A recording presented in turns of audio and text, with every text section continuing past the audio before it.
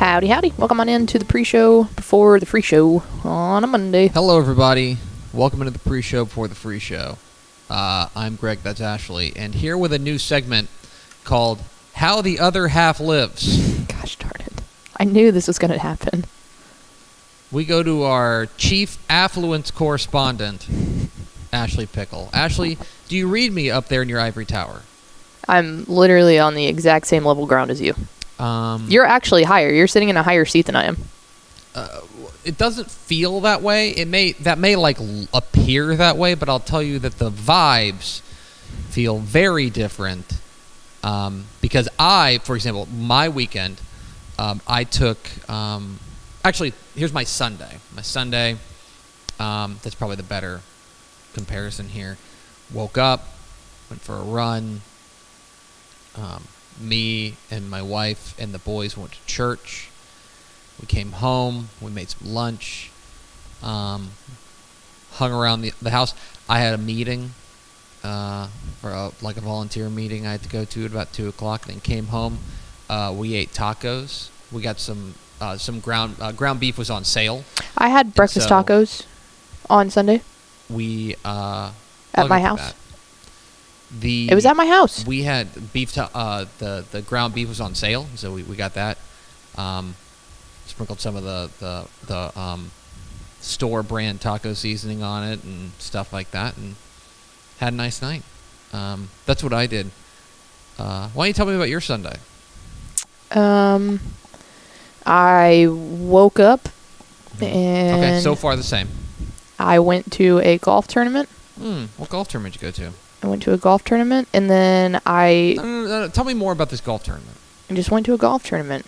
Then Tell me, I want more details about this. I'm going to follow up. This is follow-up. And then I went home, and I ate a breakfast taco, and then I went to the Cowboys game. And then I came back, and I promptly fell asleep. Okay, so let's dig in on a couple of the details here, because I feel like that's important as journalists, so we dig in on those things.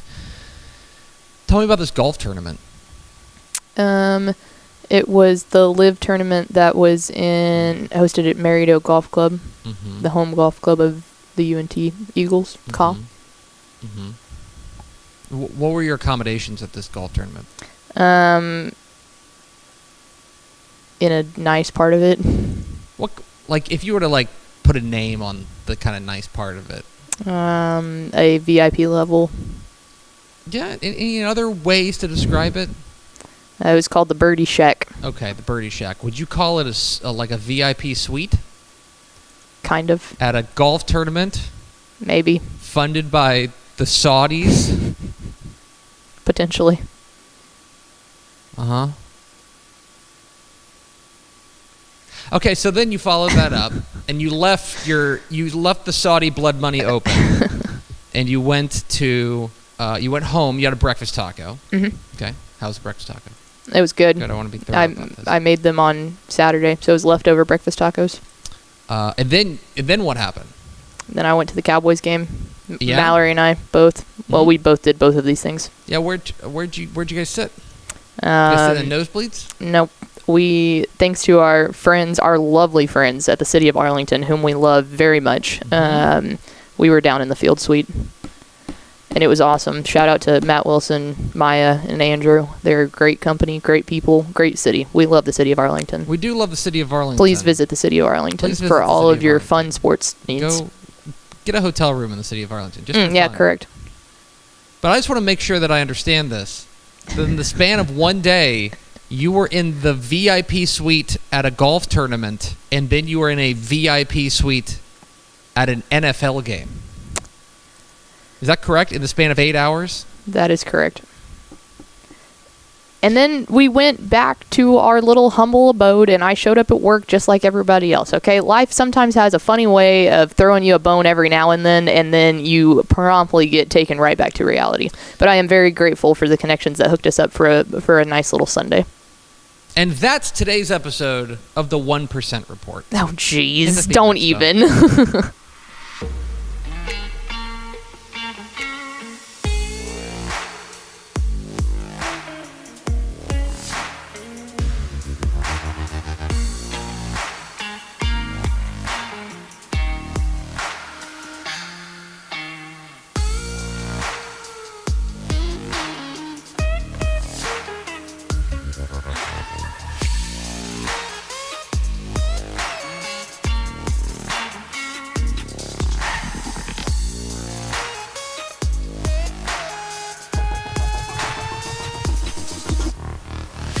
Yes, y'all. From the new Dave Campbell's Texas Football Mothership here in beautiful, scenic, crime-free Lewisville, Texas. It is Texas Football Today, a show with our raincoats on. My name is Greg Tepper. I'm the managing editor of Dave Campbell's Texas Football and TexasFootball.com. Thank you for spending part of your day with us. Whether you're watching us live, TexasFootball.com, Facebook, YouTube, Twitter, or you're listening to the podcast, which you can subscribe to on the podcast vendor of your choice. Either way, thank you for doing your part to support your local, mediocre internet show. I am sitting over there at the helm today, making us sound good. She's the Duchess of the Dorks, Miss 305. She's Gizmo. If you look closely, she's got a big diamond on her finger. She's 1% Ashley Pickle. I am not 1% Ashley Pickle. That could not be more Do you untrue. or do you not have a big diamond on your finger? I do. Uh-huh. I have a very loving fiance. Yep. Today is Monday, September 23rd, 2024. It is 66 days until Thanksgiving. Yeah, we missed the nice episode. We did. Happy birthday, and I will file this under We Don't Deserve to Live Anymore. Happy birthday, according to the website that I went to, according to the website that I put up on, or that I go to get the birthdays for. Mm-hmm. Happy birthday to WS10. This is the number one birthday today. WS10 is turning 17 today. He is a Roblox star. What? That's a thing. I don't even know what that is. I don't know either, but I can tell you I don't think we deserve to be here anymore. Can I do a birthday shout out? Sure. That maybe will make us feel better. Sure. Since we won't have another birthday shout out until Thursday, Wednesday is my aforementioned fiance's birthday. So happy birthday, Brian, on Wednesday. Happy birthday, Byron. Yeah, and that's also my half birthday. It's episode. More importantly. It's episode 1801. On today's show, folks, big show. Big beefy show. We got Monday Morning Fallout, where we overreact to the football weekend, including just some narratives and some stuff like that. You'll get into that. Then we're going to be joined by the head coach of the El Paso El Dorado Aztecs. Coach Frank Martinez will join us. We're going way out west to El Paso. They got a big win over El Paso Eastwood to close out non-district play at 4-0 for the first time, I believe, since 2015. Sounds like maybe even earlier than that. We'll talk to Coach Martinez coming up here. Then we'll unveil the Week 5. Yes. Dave Campbell's Texas Football Associated Press Texas High School football rankings, the state rankings of record across the state of Texas. And we'll roll out the Dave Campbell's Texan Live Top 10 Plays of the Week. We'll round it all out with This Week in Recruiting with Greg Powers, our Director of Recruiting. So if you stick around for all that, then your reward is that we might answer your question that you leave in the comments on Facebook and YouTube. How about that? Yeah. How's that for a trade-off? That's a good reward. There you go. Do we have first force through the door? We sure do. I got to scroll up to the back. These people are common and heavy today. Big Jiggly Water Balloons, Ed McElroy, jersey number 69, and Lau Good. Welcome in, fellas. Welcome in, friends. We do appreciate you spending your day with us. All right, Pickle. Hit the air raid siren. Time for Monday Morning Fallout.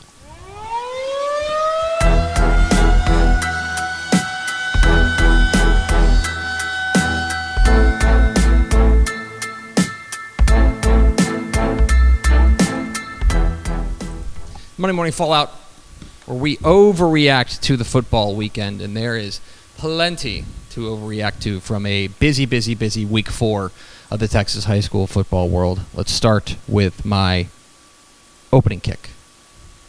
The opening kick is rewriting the narrative.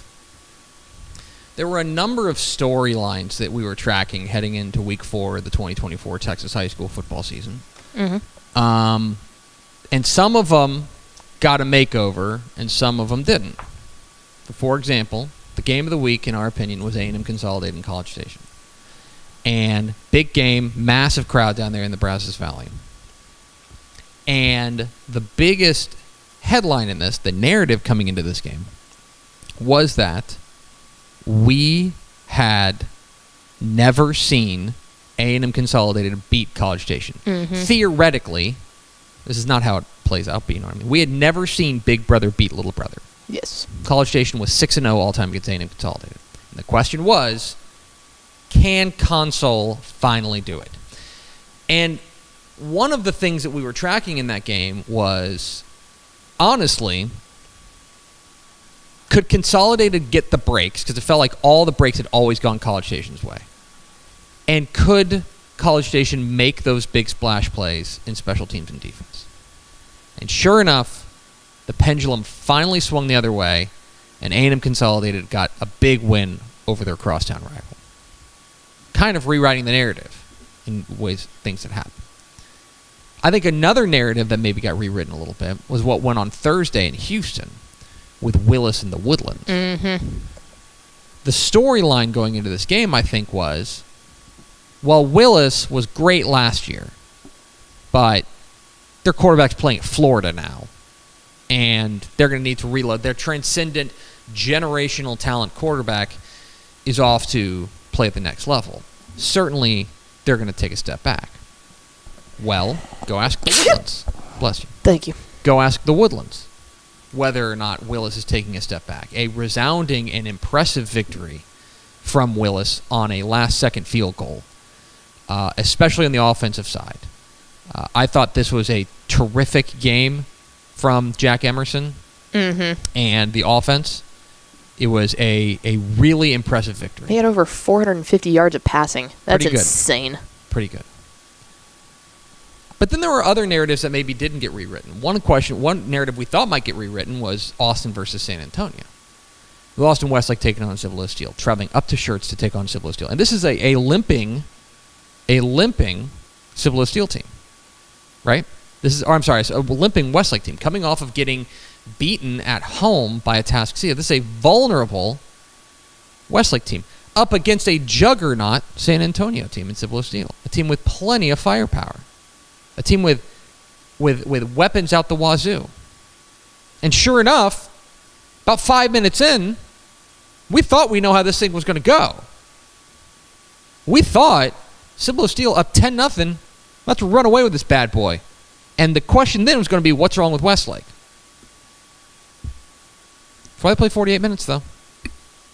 And Westlake comes back and wins pretty emphatically over Cibolo Steel, I think cementing that narrative of Austin's dominance over San Antonio. So it's a big weekend of rewriting stories, or maybe writing the next chapter in a lot of these narratives.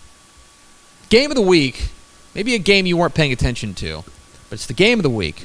Austin Eastside 44, Schertz John Paul II, nothing.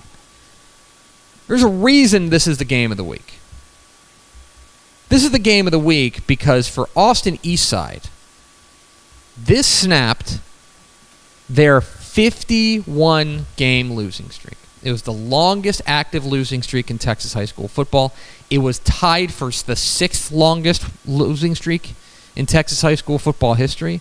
Their first win since October 27th, 2017. Congratulations to Luis Becerra and the entire Eastside community. The Panthers in the win column.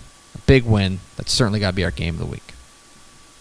Now it's time for Tepper's Play of the Week. And we love a big man touchdown. We're known out here for loving a big man touchdown. Shout out Vacapuna Fichetti. And I want to take you to Godly America, where offensive lineman Keegan Bohannon got to live the dream. Here is my play of the week.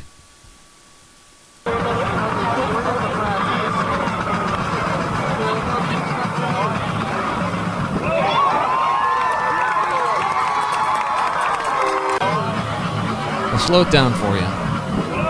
That's right. They run the left tackle hook and ladder. As one does. As Godly gets a win. That was awesome. And Keegan Bohannon lives the offensive lineman's dream. The tackle hook and ladder. It's a touchdown there for Keegan Bohannon of Godly. That's my play of the week. Time for the Dudes Rock Dude of the Week. Hashtag Dudes Rock if you want to nominate a dude who rocks. Bye, guys. Enjoy your lunch. Muleshoe wide receiver Mauricio Herrera. Did you see this game with Canadian? I didn't. No, I missed this Final one. score, Canadian 74, Muleshoe 67. Good Lord. I don't know how I missed that, but my goodness. Just a berserker game. Muleshoe was on the wrong end of this. But Mauricio Herrera, 10 catches, 268 yards, and 3 touchdowns receiving in a losing effort. But Mauricio Herrera went berserker in this game. He is certainly worthy of being our Dudes Rock Dude of the Week. Congratulations to Muleshoe wide receiver Mauricio Herrera. Certainly he would have preferred to not be the Dudes Rock Dude of the Week, but gotten the win. But a consolation prize is that he is a dude who rocks. And now, another week, there's actually a Monday night doubleheader tonight. And Pickle, you were enjoying one of the games yesterday in person in a suite. But the NFL has put another week in the books. And there's only one way there's only one person we trust working the phones all weekend, getting the inside scoop, getting the knowledge that you need to understand the NFL better than anybody. It's our chief NFL correspondent, my mom, with the NFL Minute. Hi, this is Tep Mom reporting the NFL Minute for this week. Carolina Panthers won over the Las Vegas Raiders 36-22. There are 7 Texas high school players on their team. Quarterback Andy Dalton, who went to Katy High School and TCU. Wide receiver David Moore, who went to Gainesville High School. Defensive end Ashawn Robinson, who went to Fort Worth Arlington Heights. Defensive tackle Nick Thurman, who went to Lake Highlands High School and University of Houston. Defensive tackle Jaden Peavy, who went to Bel Air High School and Texas A&M. Cornerback Shamar Bartholomew, who went to Cypress Ranch High School. And finally, offensive guard Robert Hunt, who went to Burkeville High School, which is a 6-man school. Pretty cool. See ya. Thanks for that courageous report. She's been working the phones to get that kind of insight. That was a lot. It was a lot of good information. It's a loaded. Like, Peter King retired. He doesn't do the Monday morning card at quarterback anymore. It really does feel like our chief NFL correspondent, my mom, is the next in line for that. I agree. We appreciate her. Stock up. Stonks. Corpus Christi Carroll. Did you see what happened? How about this? This I did see what happened. Thursday night, Corpus Christi Carroll takes down Corpus Christi Cal Allen. That is an 0-3 over 3-0. Okay? That is Carroll's first ever win over Cal Allen. And for anybody who's been down there to Corpus, anytime a team from Corpus beats Cal Allen, it's big news. You add in the fact that I think when you take a look at Carroll, yes, they are 1-3 right now, but I think they've played a very tough schedule, and they have been within a whisker in a number of games. This is a team that I wonder if this is the breakthrough, and if you want to buy some stock in Cal Netherlands Ball Club, I think the Tigers are worthy of a small investment in your part. So, stock up on Corpus Christi Carroll. Stock down. Stonks. What's going on with Brownwood? Dude, I don't know. That was a bad loss, though. Okay. So Brownwood, who started the year, by the way, state ranked. I want to say like number 7 in our rankings before 81. They are now 1-3, or rather, they're 1-2. Okay, they're 1-2. They had their season opening game against Abilene Wiley canceled due to weather. They beat Wall, a 3A team, in the opener, but in their last 2 weeks, they have lost to Glenrose and Waco La Vega by a combined score of 87-16. It was bad.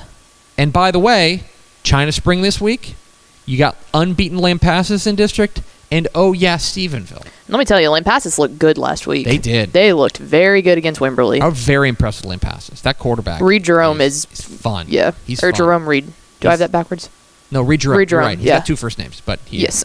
Reed Jerome rocks. But Brownwood, I'm a little worried. About what's going on with the Lions.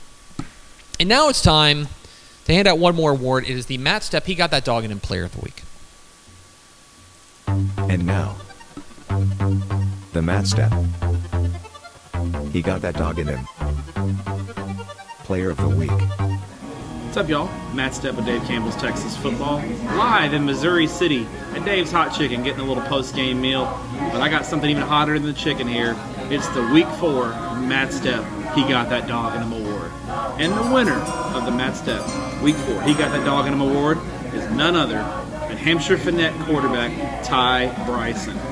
A week after throwing for over 500 yards in their Hampshire Finette's win to go 2-1, tonight in the 50-13 win over Fort Bend Crawford, Bryson threw 4 touchdown passes to lead Hampshire Finette to an easy win to improve to 3-1 on the year. Congrats, Ty. You, sir, have got that dog in you. This has been the Matt Stepp He Got That Dog in Him Player of the Week. Thank you, Matthew. Thank you for filing that courageous report. Finally, my final shot. This is the end of the beginning. We're now going to start talking about Week 5 of the 2024 Texas high school football season.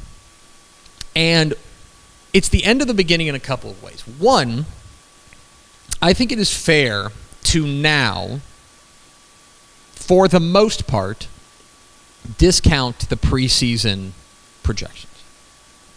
When you were kind of projecting teams forward, I think it is now fair to say, you know what you've done on the field, we have enough data to understand who you are. Furthermore, is just the simple fact that a lot of these teams are getting into district play now. Right. Especially the 5A and 6A level. Almost all of these teams are going to be in district play starting this week. And there's kind of three, like there's basically 3 seasons in a Texas high school football season. There's non-district, there's district, and there's playoffs. They're obviously increasingly more important. Like, fun time's over. We're still going to have fun. But you know what I mean. These games are going to have much stakes, increasing stakes, every single week. And that's why I feel like you can mark right now as kind of the end of the beginning, where now things are going to get a little bit more serious and seasons are going to be on the line each and every week. It's my final shot. That's Monday Morning Fallout. We are Texas Football Today. We're here Mondays and Thursdays here on TexasFootball.com, talking football in the Lone Star State. You can follow us on Twitter at DCTF, like us on Facebook, Facebook.com/Dave Campbell's. Follow us on Instagram, Instagram.com/Dave Campbell's, and of course, see us at TexasFootball.com. TexasFootball.com is where you can find complete coverage of high school football, college football, and recruiting across the Lone Star State. Hope you'll consider going to TexasFootball.com/subscribe. You get 2 magazines, including our legendary summer edition and our recruiting edition, mailed to you before they hit newsstands. Plus, you get a year of exclusive online content at TexasFootball.com, including Tep and Step, our premium high school football podcast, in your podcast feed, as well as a year of Dave Campbell's Texan Live, our streaming platform. Thousands of live events every year, live on your device, from across the state of Texas at TexanLive.com as part of your Dave Campbell's Texas Football subscription. All that for a criminally low price. TexasFootball.com/subscribe makes a great gift as well. So get it for your loved one for Valentine's Day. Like, surprise them.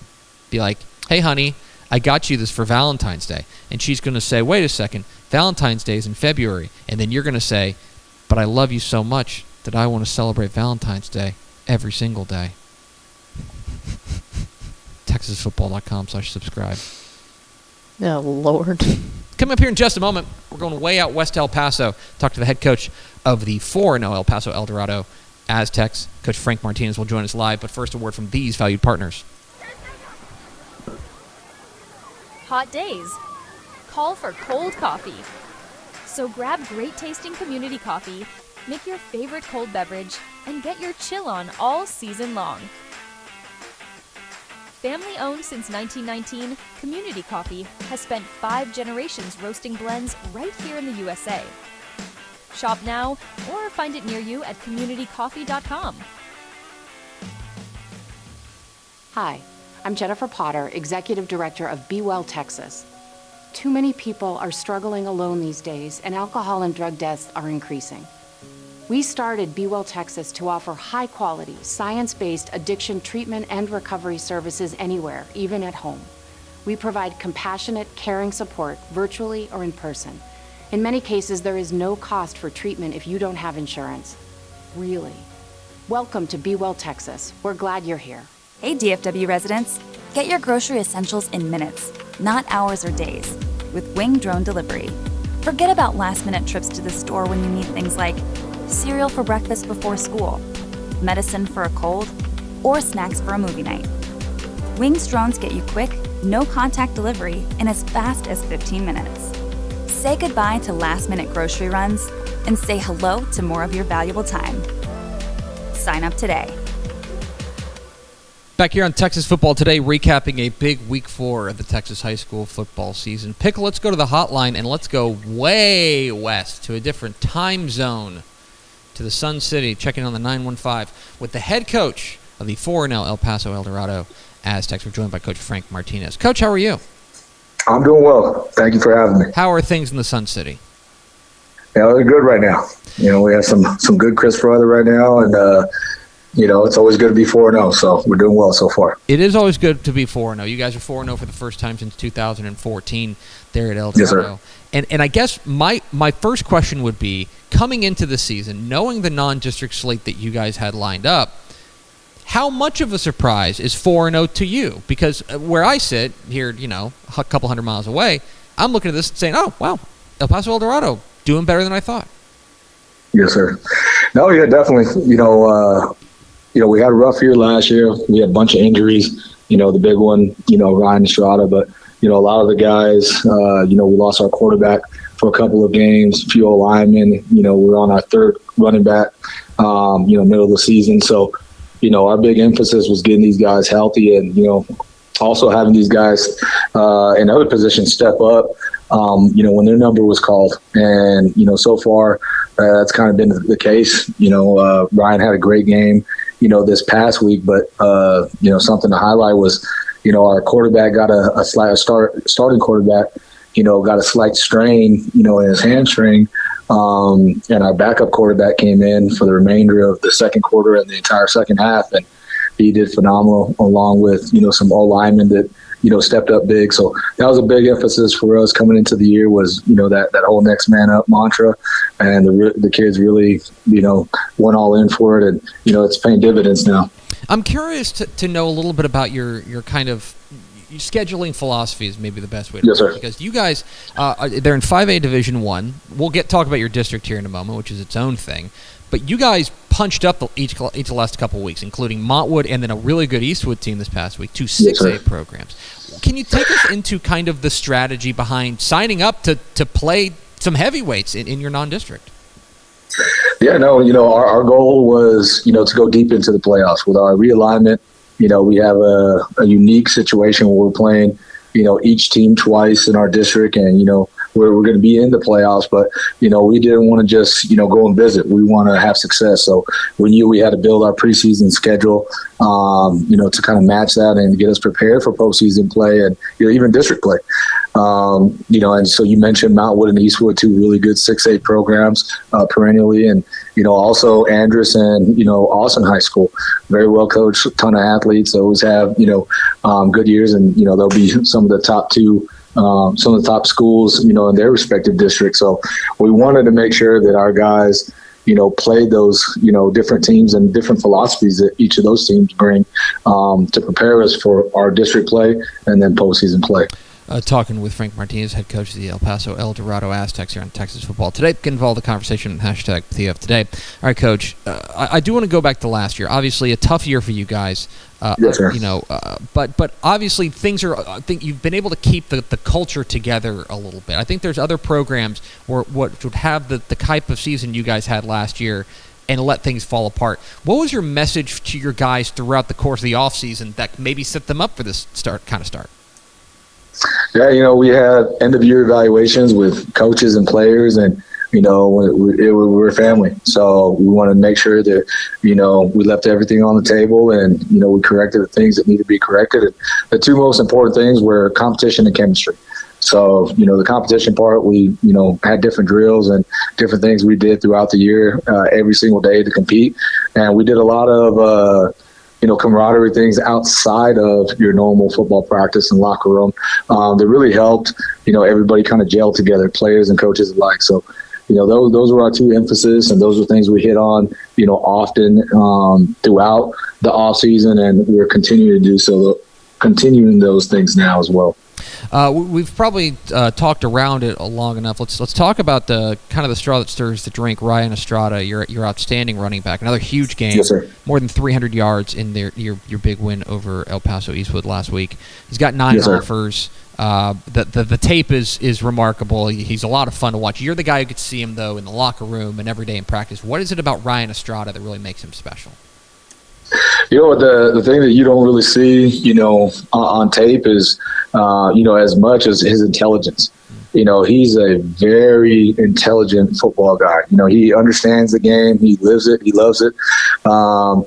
And so it's unique to, have that, maturity level as far as him understanding the schemes, and not just in the run game. He understands where his linemen are going to be, and, everything, as far as where his holes are going to be created, and, where to break off, and things of that nature. But, even in the pass game, understanding his assignment of who to block, when to slip out, et cetera. That's where, on top of his, God-given athletic ability, or he really, stands out and separates himself, I think, is his intel with the game of football. And finally, Coach, I do want to make sure I ask you about the strange setup you guys have out there as you guys now start district play. District 1-5A Division 1. You are in a 4-team district. Yes, sir. It was either that or, drive about 1,200 miles every year. Yes, sir. So you guys have opted to play the double round robin, home and away, for every district team. You guys start off with Bel Air this week.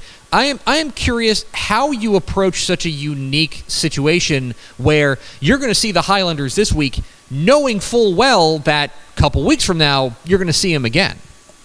Yes, sir. Yeah, no, like you said, unique is the key word in that. It's something that none of my staff has gone through, a lot of the staffs, so we did call around and, talk to different coaches around the state that had that experience, and, just kind of picking their brains on different things. And, the number one thing is, do what you do, believe in, what you guys do. You don't have to come up with anything tricky, because then you might outplay yourself. So sticking to our fundamentals and, sticking to what we know, adding wrinkles here and there, not just the first time, but also the second time. But, the biggest thing is sticking to, what we feel is true to our system. But yeah, it's going to be interesting. It's going to be, to that point where that second round is heightened that much more. Everybody's playing. And, like I told our kids, we're going to have to prove ourselves every week. No one's going to get lucky in this district. We have that kind of, second chance for whomever is on the, bad end the first time. So we got to make sure that we do our job to take care of business each week. He's Frank Martinez. He's the head coach of the 4-0 El Paso El Dorado Aztecs. Coach, we sure appreciate your time. Congratulations again on the great start, and best of luck this week against Bel Air. Yes, sir. Appreciate you guys having me. Have a good day. Absolutely. You as well. There he goes. Frank Martinez, head coach of the Aztecs of El Paso El Dorado. An interesting note about District 1-5A Division 1. El Dorado 4-0. The other 3 teams in District 1-5A Division 1, a combined 0-11. Wow. Now, I think specifically America's is better than their record indicates. They're a little bit of, in my opinion, a bit of a hard luck 0-3. But I also think that, for El Dorado, you got to be sitting here saying, all right, we are probably going to be more or less favored in each of these games. Right. Like we should enter each of these games, and a 10-0 season, which I would need to look up the last time that happened, if ever. Like, that is within reach. Now, the issue there, as Coach Martinez alluded to, is you got to beat these teams twice, which is a strange ask, basically. And so I'm very curious to see. They start off with Bel Air. In my opinion, they're pretty heavy favorites over Bel Air. That second week game against Americas and then Parkland, it'll be very interesting to see. I'm going to be tracking those pretty tight. I'm very interested to see how this goes. Yeah. And I would love to know how they strategize. Quite simply, specifically, how quickly they are willing to go vanilla in their schemes. That, let's just say El Dorado goes up 21-0 on Bel Air. If it was, this is me, and Coach Martinez does not need my coaching advice. But if it was me and we were up 21-0 and I felt good about the way we were going, I'm getting base defense the rest of the way. Yeah, don't show your cards. And I'm running zone. Yeah, don't show your cards. 3 times and punting if I have to, and just getting out of there with a win. it's a fascinating situation there in District 1 5A Division 1 in El Dorado. In my opinion, I mean, the record indicates it, and I tend to agree. They are the favorite in that district now, which is pretty remarkable considering they were 1-9 last year. So, a remarkable turnaround there in El Paso. We appreciate Coach Frank Martinez this time. We are Texas Football Today. We're here Mondays and Thursdays on TexasFootball.com, talking football in the Lone Star State. You can follow us on Twitter at DCTF, like us on Facebook, Facebook.com/Dave Campbell's. Follow us on Instagram, Instagram.com/Dave Campbell's, and of course, see us at TexasFootball.com. It's now time. It's 12:31, and at 12:31, that is when we roll out the Week 5 Dave Campbell's Texas Football Associated Press Texas High School Football State Rankings. Each week, the Dave Campbell's Texas Football staff puts together these rankings. We come together, we talk about it, we chat it up, we argue. There are some arguments I won this week. There are some arguments I lost. That means it's a good week of rankings. And we put together the official state rankings of Texas High School football. So, for example, whenever... let me see if I can give one. Okay, so like Jayton, spoiler alert, is still number 1 in 1A Division 2. Okay? When they are listed as number 1 Jayton, it is because of these rankings. These are the official rankings of the Associated Press. These are the Texas High School football rankings of record. Let's start with the Week 5 rankings in Class 6A, where a little bit of chalk at the top before we get to some changes elsewhere. So, let's start at the top. The top 5 remain unchanged. Duncanville, North Shore, North Crowley, DeSoto, and Humble Summer Creek remain your top 5 teams in the Dave Campbell's Texas football rankings. Past that's where things get a little bit wonky, specifically because of a loss. In fact, the top 10 are entirely unchanged. But then you start getting into teams like Austin Westlake moving up 2 spots there to number 12. Cibolo Steel tumbles to number 22 in the most recent rankings because of their loss to Austin Westlake.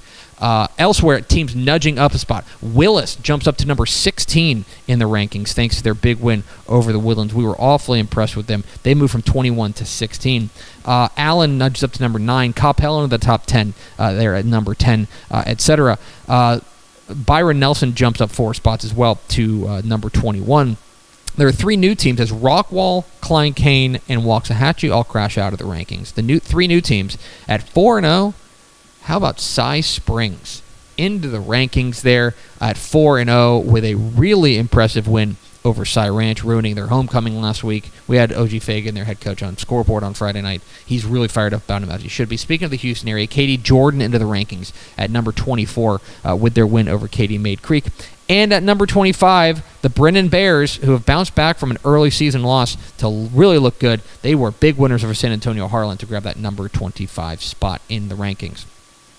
To 5A we go. 5A Division 1 top 10 got a little bit of a makeover simply because of two games in particular. A&M Consolidated's win over College Station, basically we flip-flopped them.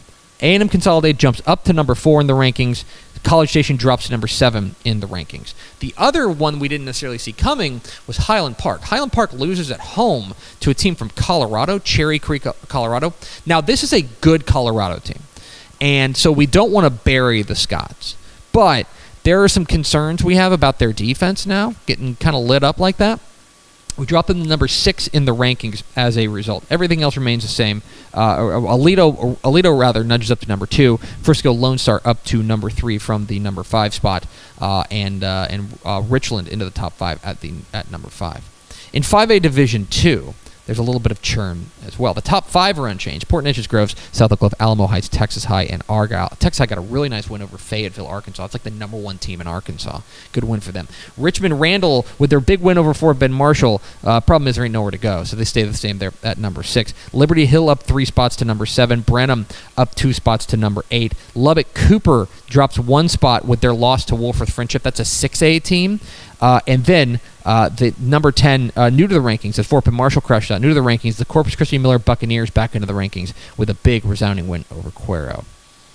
To 4A we go, where 4A Division 1 got one big change, and that is Carthage's big win over Chapel Hill. Drops Chapel Hill from number 2 to number 9. As a result, everyone nudged up a spot, which sets up this week number 2 Frisco Panther Creek and number 3 Salina. So get excited for that. Everyone else nudges up a spot with their win. El Campo remains the number 10 team in the state with their win over Needville. 4A Division 2, Carthage remains the number 1 spot, but then there's a lot of churn. Glen Rose's loss to Robinson's a bit baffling. It's a little bit surprising, but I think it says a lot about this Robinson team, which is now 3-1. They enter the rankings now at number 7. Glen Rose drops from number 2 to number 8. Wimberley, with their loss to Lampasas, drops from number 6 to number 10. That is a 4A Division 1 team, and it is an undefeated 4A Division 1 team in Lampasas. They drop to number 10. Belleville crashes out of the rankings after their rather disappointing loss, in our opinion, last week. And Madisonville, their second consecutive loss, they drop out of the rankings as well. Robinson into the rankings, and back into the rankings, the Steers of Graham back into the rankings at number 9 with their win over Decatur. Brock up to number 2, Gilmer up to number 3, Sinton at number 4, and Seminole rounds out the top 5. To 3A we go, where the headline is a new number 1 in 3A Division 1. The Columbus Cardinals usurp the defending state champs Malakoff for the number 1 spot in the 3A Division 1 rankings. The Columbus Cardinals, with their big resounding win over Madisonville, are the new number 1 team in the state. Malakoff didn't really do anything wrong, but the strength of resume for Columbus was too overwhelming. They grabbed that number 1 spot. Malakoff now down to number 2. Bushland nudges up to number 3. Edna stays the same at number 4. Hitchcock's impressive win over Belleville moves them up to number 5. Franklin loses to Salina. We dropped them from number 3 to number 6. We're of two minds there. On one hand, they're playing a state-ranked 4A Division 1 team, so they're punching up pretty significantly. But they weren't super competitive in that game, which is a little bit alarming to us. Pottsboro there at number 7. Palestine Westwood at number 8. Anahuac crashes out of the rankings. And new to the rankings, the Bulldogs of Jefferson into the rankings, now 4-0 with a win over Pittsburgh.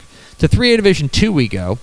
3A Division 2, there was one result that really caused us to scratch our head, and it was Jim Ned beating Jacksboro. Jacksboro drops from number 4 to number 7. We're willing to give them another shot, but it was a little bit disappointing from Jacksboro. Tidehaven crashes out of the rankings with their loss to Ganado, and new to the rankings, the 4-0 Rice Consolidated. Rice Consolidated into the rankings for the first time with their win over Hallettsville. Gunner remains the number 1 team in 3A Division 2. To 2A we go. A week after absolute chaos in 2A Division 1, everyone took it easy. And everyone was a winner in week 1, including Ganado over Tidehaven. We had a real debate about Refugio or Ganado at number 2. We ended up going with Refugio, but that is an active question there. That was a big debate point that we had. But the rest of the top 10 entirely unchanged. 2A Division 2, there is a lot of churn at the bottom. Windthorst crashes out, Lovejoy crashes out, and Lindsay crashes out. Top 6 remain unchanged. Mart, Stratford, Munster, Bremont, Albany, and Windthorst. Collinsville nudged up a spot to number 8. But there are 3 new teams entering the rankings. The Bulldogs of Miles are state-ranked after moving to 4-0 with a win over El Dorado. Wink is back into the rankings with a win over Forsan, now 3-1 of the year. And new to the rankings, 3-1, the Sandys of Grapeland enter the rankings at number 10. Impressive stuff there from the Sandys. Remember, they do own a win over Bremont. They also have the reason they're not ranked higher than Bremont is this isn't like a 1-to-1 comparison type of ranking, and B, they also have in our opinion a worse loss than Bremont. So, by the way, this sets up number 1 versus number 4 Mart versus Bremont this week with Mart's 44-game district winning streak on the line. To the 6-man ranks we go. 1A Division 1, the top 7 entirely unchanged. Gordon, Abbott, Whiteface, Westbrook, May, Jonesboro, and Happy. But it's the bottom of the rankings that get our attention. Knox City drops out, as does Newcastle from number 8 and number 9 respectively. Buena Vista nudges up 1 spot to number 9. New to the rankings, the Cougars of Aquila at number 8 with their 4-0 mark with a win over Milford. And then new to the rankings and new to 6-man football, the Kiowas of Booker, state ranked at 4-0. They're 4-0 with a win over the Owls of Silverton. And 1A Division 2, kind of similar. Whit Harrell loses and drops out of the rankings there at number 7. The top 6 remain unchanged with Jayton at the very top. Benjamin remains the same there at number 8. Zephyr leapfrogs them to number 7 with their win over Lincolnville. They're now 4-0 on the year. Miami stays the same at number 10. And new to the rankings, the Matadors of Motley County. Longtime state-ranked ball club and a longtime powerhouse back into the rankings. They are 4-0 with a 52-26 win over Kroll. To the private school ranks we go. In the 11-man ranks, the only changes at the bottom, where Dallas Parish Episcopal loses a close one to Austin LBJ. That's a state-ranked 4A team, but we do drop Parish out of the top 5. They're basically like number 6 or 7 right now. But new to the rankings at 4-0, Houston Second Baptist with their win over Houston St. John's, now 4-0 on the year. And the private school 6-man ranks, pretty similar. Fourth Covenant Classical loses to Abbott in pretty resounding fashion. They drop out of the rankings. Corpus Christi Annapolis moves up to number 4 in the rankings. And new to the rankings, Huntsville Alpha Omega. The Lions are 4-0 with their win over Bryan Christian Homeschool. They are the newest state-ranked team. Of course, Houston Emory Weiner, Pasadena First Baptist, and Fredericksburg Heritage. Your top 3 in the private school 6-man ranks. There they are. The Week 5 Dave Campbell's Texas Football Associated Press Texas High School Football Rankings. You can find all of those and more at texasfootball.com/rankings and direct all of your complaints to the internet. Yes. We're Texas Football Today. We're here Mondays and Thursdays on texasfootball.com, talking football in the Lone Star State. You can follow us on Twitter at DCTF, like us on Facebook, facebook.com/Dave Campbell's. Follow us on Instagram, instagram.com/Dave Campbell's, and of course, see us at texasfootball.com. Coming up here in just a little bit, we're going to have This Week in Recruiting. Greg Powers will join us. He'll be sitting right there. We'll put a chair here. There's not a chair here right now, but we're going to put one here in the break. Way to ruin the illusion. I like people to think illusion? that we've been doing Powers just appears. We've been doing this for 9 years. That's fair. They know all of our secrets. So we will bring in Greg Powers, our director of recruiting here, Dave Campbell's Texas Football, here in just a moment. But first, Pickle, it was another Bafo week. Dave Campbell's Texan Live. Hundreds, probably not hundreds, dozens and dozens, right? How many games you guys do? A lot. A lot of games. There were a lot of games on Dave Campbell's Texan Live. You can watch them all on your device if you go to texasfootball.com/subscribe. We sicked Trevor Bullard on the project of watching every one of those games stem to stern, rooter to tutor. And while we were doing that, he discovered 10 plays that he said, hey, you absolutely need to see these 10 plays. And I said, fine, but you got to put them in order. He was like, fine. Here they are. The Week 4, Dave Campbell's Texan Live top 10 plays of the week. On second and 8, they fake the hit screen, throwing it down. They got it, man. 50, 45, 40. There goes Davis, and he may score. 20, 15, 10, 5 touchdowns. They needed that, Bill. Stone 35. They will send this one away. We'll see what Rodriguez can do. Already had a big run. Does he have another in him? Rodriguez, 20, 10. Oh, my goodness. Rhodes in motion. Guillory will keep it. Cuts back to the other side of the field. There goes Cortland Guillory. One cut. Touchdown. Klein Oak. Panthers in front. Ball across his body. Another inside slant. Oh, what a move by Johnson as he catches it back outside. Wow. Man. Coming back 1st and 10. Jones, quick throw. That's caught. And that's a nice play. Oh, into the open field he goes. This might be a touchdown for Kelshawn Johnson, going in for his 8th touchdown of the year. And Hitchcock back in front just like that. We didn't even get the score bug up. Division I receivers at that. Strong start to the second half. This Melvin Jr. wrapped up at the line of scrimmage, somehow breaks free, and he's going to score! Paris Melvin Jr., showtime! Touchdown, Cy Springs. All right, Tully Barreto is back deep for the Bulldogs. He is going to give this one to Cash Farrell. He's going to pitch it back to Barreto. Barreto now is going to pitch it forward. It's intercepted by Memorial, and he returns it for a touchdown. Williams will throw again. End zone, deep corner. Ellis, did he catch it? And looking, yes he did! Yes he did! What a throw! Ellis caught it in the back of the... Quick throw. Bishop bounces off a hit, and here he goes. Look out for Jermaine Bishop. He needs a block. He gets it and scores. 57 yards for number 7. Cochran giving it off, Staff up the middle, short gain of maybe only one. The ball came out. That's a live ball. They haven't blown the play dead. This is going to be a fumble return for a touchdown. My goodness. Vakapuna Faketi. There it is, the Dave Campbell's Texan Live Top 10 Plays of the Week as determined by Trevor Bullard. That's trevor.bullard at texanlive.com. So if your play didn't make it, I think he did a good job. You can play it. I thought it was pretty good. But you're just a Vakapuni Faketi stan. I am. He is the official Dudes Rock Dude of the Year candidate leader right now in the clubhouse. We really do need to have a Dude of the Year ceremony and just like invite all the dudes. I agree. And like, can I come? Yeah. And we can just like what's the most? Let's bring in Greg Powers, our director of recruiting here. Dave Our director of Dudes Rocking. Yeah, our director of Dudes Rocking. Let me ask you: if we were to have a Dudes Rock Dude of the Year ceremony, like we obviously got to feed these dudes. What's the most Dudes Rock meal that we brisket? Yeah, just like barbecue. That's just where meat. That's where it went. Like nothing, no vegetables, just meat. I guess ribs are more manly because it's served on a bone. But here's bone-in brisket. Here's my and I maintain this. One need not be a male to be a dude and therefore rock. That's what I'm saying. I agree with that. It's like chicks can be dudes too, and dudes can rock. Dudes rock. All they need to do is bring some tomahawk steaks. Definitely. Oh, tomahawk steak is absolutely the Dudes Rock that's gotta be, meal of the week. Yeah, that's what I'm down. Just have like a big tomahawk steak. We should have a tomahawk steak cook-off here at Dave Campbell's. You're an idea man, Greg Powers. I like to eat steak. I'm Greg Tepper. That's Greg Powers. This is This Week in Cruton.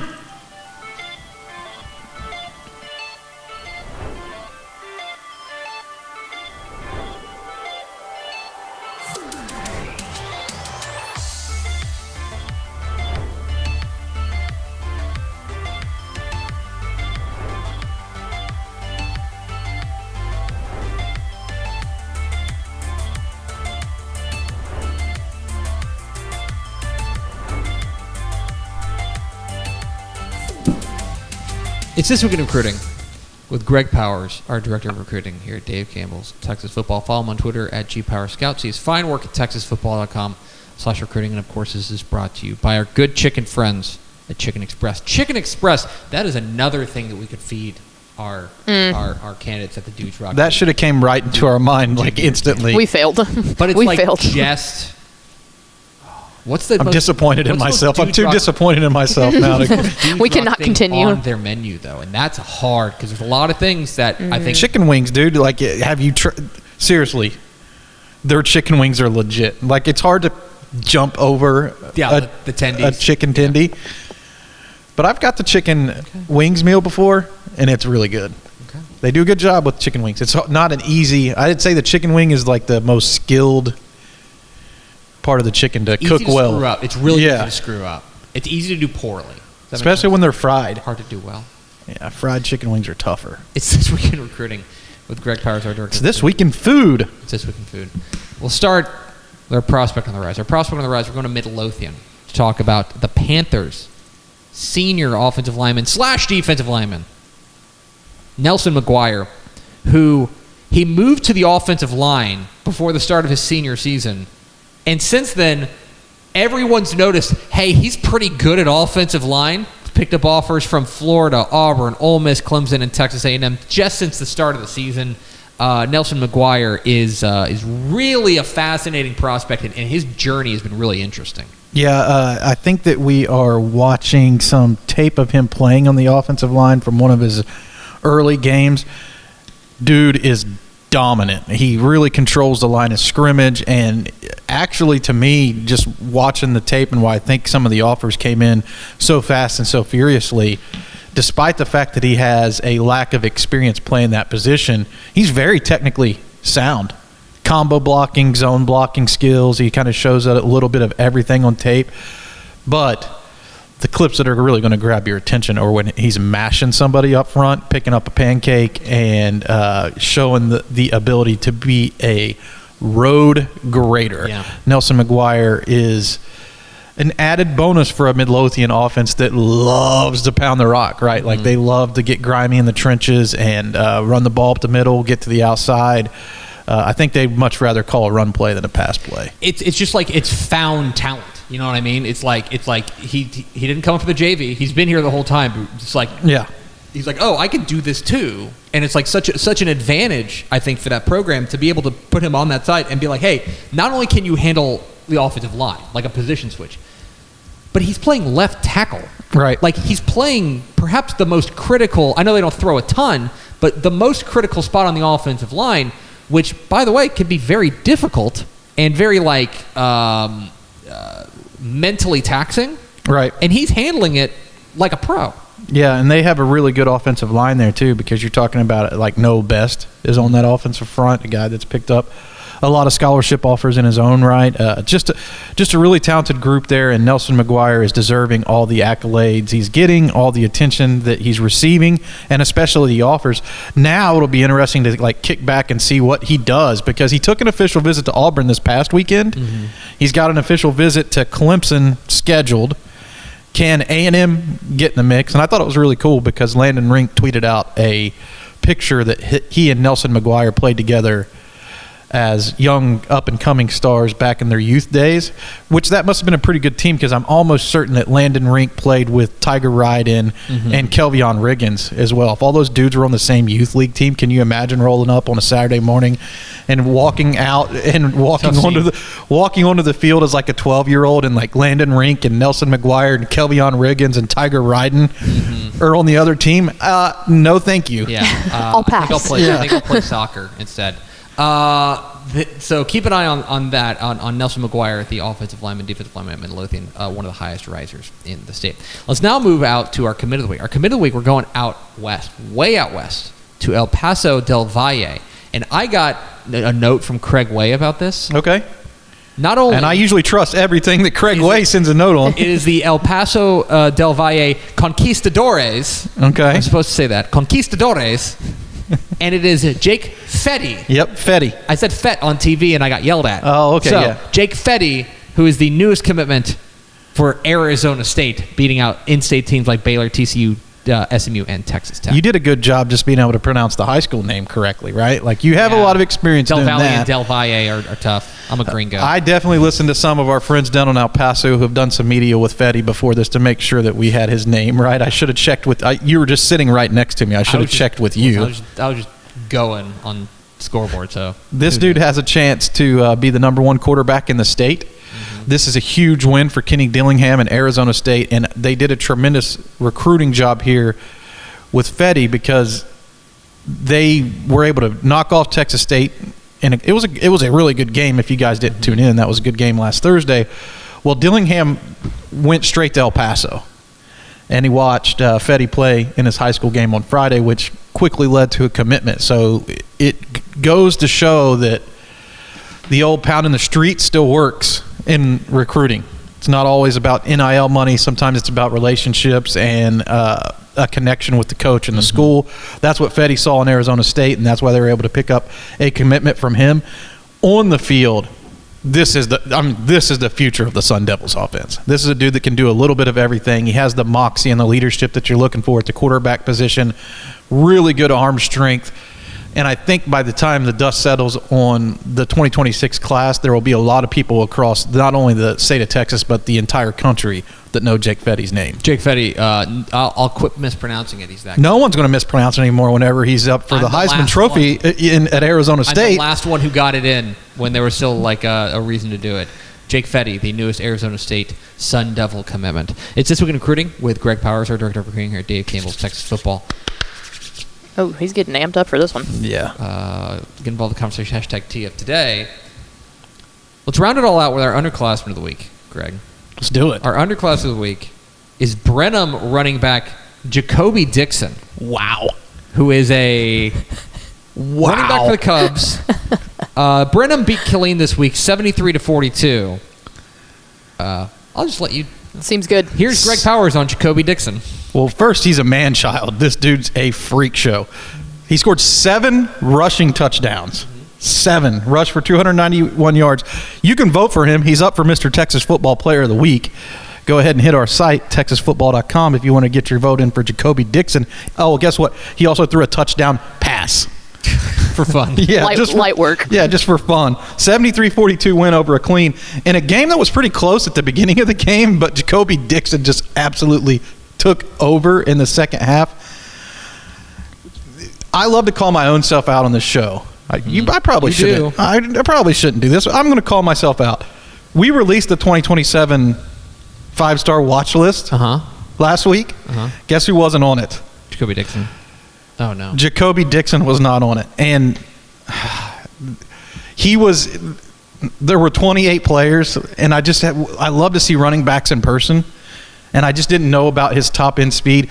If this game would have been 1 week ago, he would have been on the list. Jacoby Dixon, dude, this tape was unbelievable. I had really a lot of fun watching Jacoby Dixon score 7 touchdowns and all the media that came out of it.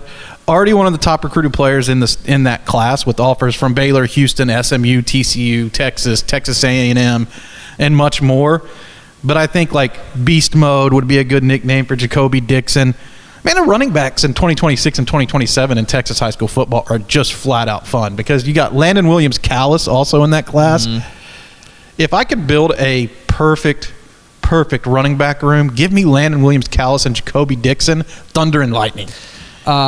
It's funny, and this is a I'm old moment and a you're old moment too. Do you remember the last really awesome Brenham running back? Well, why don't you go ahead and tell me? Ernest Patterson. Remember him? Okay. I feel like they've had somebody else since then. Maybe they have, but I just remember Ernest Patterson as being like, this dude is like supremely talented. They're always tanks too, strong. Yeah, exactly. They're always strong. But this is a guy that, again, I think you're exactly right. You look at that class of 2027, and we'll have time, we'll have 3 years to talk about these guys. But every class, I know we always talk about, like, this is the class with the awesome blank class.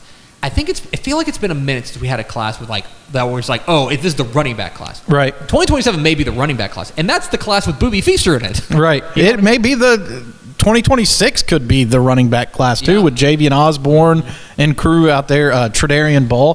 2026 and 2027, a lot of the major schools are going to be coming to the Lone Star State to try to restock that running back room, and there are plenty of good options around to find. But don't drive past Brenham to go anywhere else, because they've got Jacoby Dixon, who is a freak show. Another guy who's a freak show, Greg Powers, our director of recruiting here at Dave Campbell's Texas Football. Where are you going this week? So Forney and North Forney is my Friday game, and Thursday's up in the air. I'm looking for my Thursday game after the show, so stay tuned. We'll see if we can find a good game across the state. If you want Greg Powers at your game on Thursday, it's G Power Scout on Twitter. There you go. Or Greg Powers Recruiting on Instagram. I'm trying to get to that 1K. Greg Powers Recruiting on Instagram. Go follow him. He's deserving of your Instagram follow.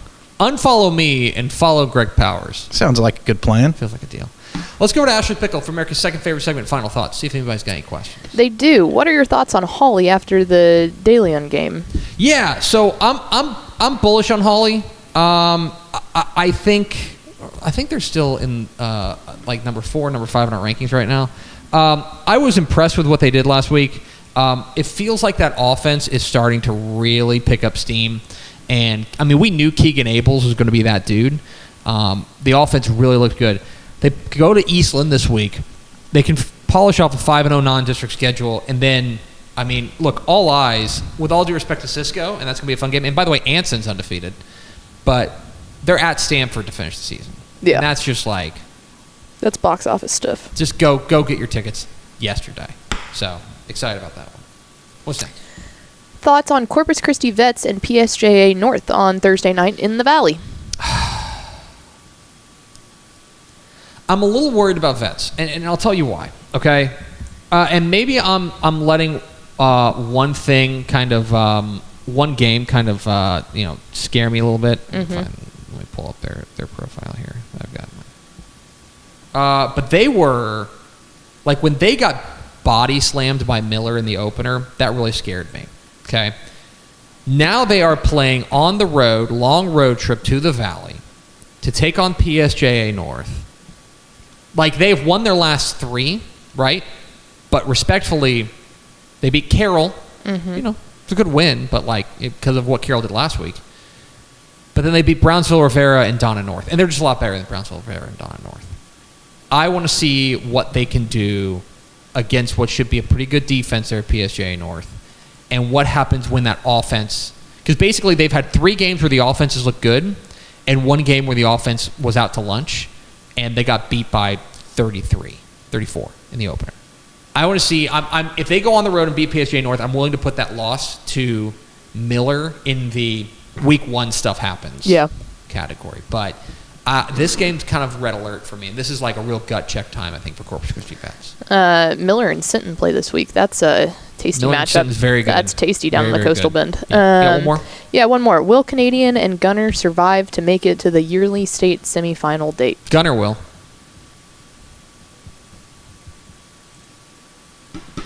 We'll see on Canadian. I'm a little worried about that defense, man. I mean, they gave up 67 to Muleshoe. Yeah, that's a lot of points. And for as much as we worried about, like, how are they going to be able to replace a quarterback, like, that's going fine. Mm-hmm. But, like, they play, by the way, Canadian plays Sunray this week.